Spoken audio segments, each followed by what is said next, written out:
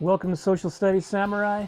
In this video, we'll look at IB History Paper 1 and how to respond to the first question, Part B.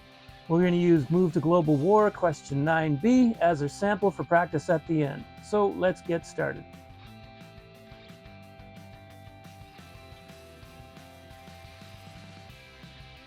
Okay, everybody, this is IB History Paper 1, how to answer the first question, Part B. And we'll use question 9b from the Move to Global War as our sample practice at the end, but remember, it applies to any other Paper 1 topic. In the video, we'll talk about the kind of source that you're going to see, how to respond to the source, some tips, things to do, things to not do, and of course, we'll do a practice at the end. So what kind of source will you see? It is always a non-text source, some kind of visual, and the purpose is to test your understanding of a visual source. This is worth 2 marks, and the kind of sources you might see would be political cartoons, illustrations, propaganda posters. Those are common. Actually, political cartoons are quite common, but they could include photographs, paintings, advertisements, sketches, drawing, architecture, sculpture, that kind of thing. Data tables, I haven't really seen much in the past. I can't remember the last time I did, but you might see that too. So how do you respond to this? Essentially, you want to find 2 points about the message in the source, or even 2 messages in the source. The question usually is going to be, what's the message in source J, for example? So you're looking for 2 points about the message, or possibly 2 messages. You're going to want to declare your evidence. Now, this is not quoting. This is just simply explaining where you see it. Is it in a label or the caption? Look for explicit and implicit messages in the source. An explicit message might be, sarcasm in a caption or a speech bubble. Implied messages might come from some of the symbolism or maybe juxtaposition, and we'll go through what that means later. Respond clearly and concisely. Do not be long in your response. A couple of sentences really is all you need. You should do this in under about 5 minutes. Less than that is great. Use relevant terminology. So if it's a political cartoon, use political cartoon terminology. Are you talking about the caption or a label or a speech bubble? Are you looking at juxtaposition? Again, we'll look at that in a moment. You don't have to quote from the source, right? And it's kind of hard to quote from the source. You might need to use some words from captions, labels, speech bubbles, and that kind of thing. So you want to respond to this very quickly. Use this kind of structure. The message in source J is, and give 1 point about the message, seen with, and then where you get it. Is a caption, speech bubble, or whatever. Another is, and then give another point about the message, seen with, brief evidence from the source. Now, it might be the message in the source is one message, and then give a couple of explanations about what is in the source to prove that that is the message. This is kind of like a general structure that you could use. Just remember, don't write too much. So, what do? Review your history notes, of course. Understand the question first. It's a simple one. What's the message of source? Whatever. So you're looking for the message. Identify the points that you might use. And this would come after your 5-minute reading time because you can't write during the reading time. But it's worth taking just a minute to highlight, circle, and underline because you might use it for other questions as well, especially the 4th question. Use the prompt terminology. So use the word message. Analyze the people, the caricatures that are in the cartoon, if it's a cartoon, or photograph or whatever. Look at the labels, the size, captions, speech bubbles, juxtaposition, symbols. We'll talk about what that might be in our sample practice later. And find 2 relevant messages or 2 points about the message that you can find in the source, because it's worth 2 marks, right? And write this in less than 5 minutes. The quicker you can write it, the better you can, the more time you have to spend on the other questions. So the things you don't do. Don't rewrite the question, you'll waste time. Don't write a topic sentence, it's not an essay, and you'll waste time.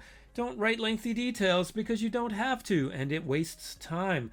Don't repeat a message because you won't get value for it, and you waste your time. Don't use slang or colloquialisms because it's not academic. Don't use background knowledge because you'll not get credit for it and you'll waste your time. Don't give opinions, you'll be marked down for it. Don't speculate because you'll be marked down for it.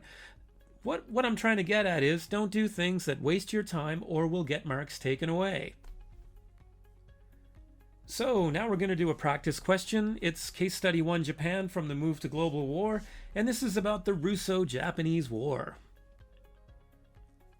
So this is a source from the Des Moines Register and Leader, an American newspaper in 1905 called In the World's Eye. That's the name of the caption, so the title of the source gets that. I'll show this to you in a moment, but we're going to have to analyze the cartoon first so that we understand it. So you'll get a sense of some of the ways we analyze political cartoons. Now the question, as you see, is what does the source suggest about the change in attitudes towards the Japanese? The question you get on the exam will probably not be that long. It will probably be, what is the message in source whatever, usually source J, for Move to Global War. So let's analyze the cartoon.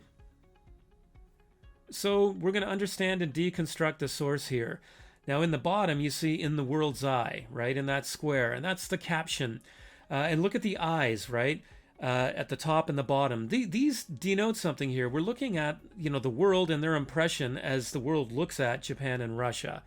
And the caption tells us that too, In the World's Eye. So you should understand that as you deconstruct this cartoon. So first we have to understand the cartoon. So before we actually answer the question, we're going to analyze the cartoon. Now this is from the Des Moines Register and Leader from April 2nd, 1905, and it's called In the World's Eye because that's the name of the caption. The question is, what does the source suggest about the change in attitudes towards the Japanese? Your question on the exam will not be that long, but this is for practice sake. So let's analyze this cartoon first. So we're going to understand and deconstruct the source. You should be able to do this very quickly by the time you write your exam. So first, look at the caption at the bottom in the wine-colored square. It says, In the World's Eye. That tells us something. It says or suggests that the world's, point of view, right? And if you look at the eyes, look at the arrows that are pointing, at the top and the bottom boxes there. Well, they signal that the world is looking at, the subjects. Who are the subjects? We'll look at that next. So by looking at the dates and labels, we learn a little bit more. Now the wine dates in the squares, in the top we see 1904 and in the bottom we see 1905. That suggests or signals that there is a change over a period of time. The labels in the blue, you can see in the top it looks at the Russian soldier's sash and says Russia, and in the bottom it's got the label on the Japanese soldier's hat, it says Japan. So that signals something has happened between Japan and Russia. The labels and the dates help us.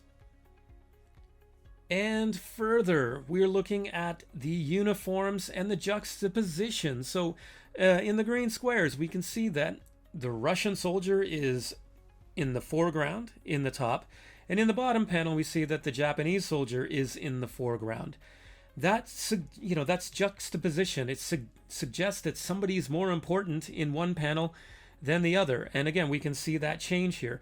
Now the uniforms are military uniforms, so we know that we're talking about some kind of military conflict here. So now we actually kind of see change, right? In the top panel, we've got the Russian in the front and, very looking large and confident. We have the Japanese in the back looking kind of insignificant. And then in the bottom, we see the Japanese in the front looking a little bit more self-assured, a little bit more confident, probably because we can see the facial expression more. But in the bottom panel, we see the Russian soldier looking disheveled. So not only are they in the background when they were in the foreground in the top panel, in the bottom panel, they're in the background and they're looking very disheveled. So it shows that there was some kind of change, and it looks pretty significant. Okay, so now it's practice time. I will show you the question and the source again in a moment. You pause the video, write a practice response, and then I'll take you through it after you unpause the video.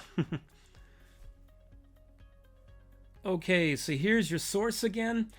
Let's focus on understanding the prompt one more time. We're looking at the change in attitudes towards the Japanese. Now remember, your question on the example will be shorter. For Move to Global War, it's what is the message of source J, usually. So pause the video, write your response, and we'll go through it in a moment.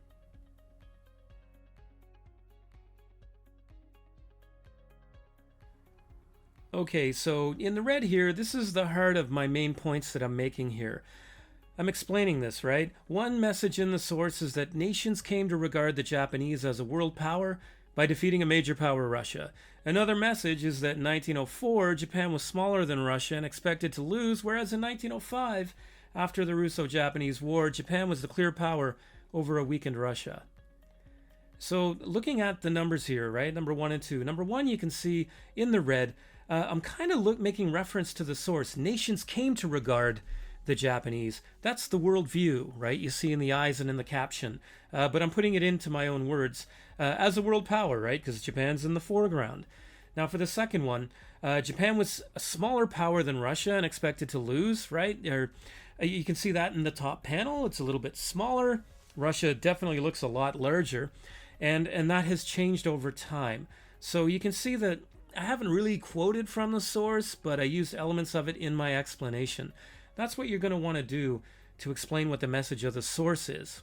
Now remember, you can answer in different ways. This is just my way of answering the question. There are other ways to do this. So that was IB History Paper 1, how to answer the first question, Part B. We used 9b from the Move to Global War, but remember, how to answer the question applies to any Paper 1 IB History exam. So get prepared, keep working at it, you're going to be fine. Hope you liked the video. There's more on Instagram, Facebook, X, and on the web. Hope to see you again.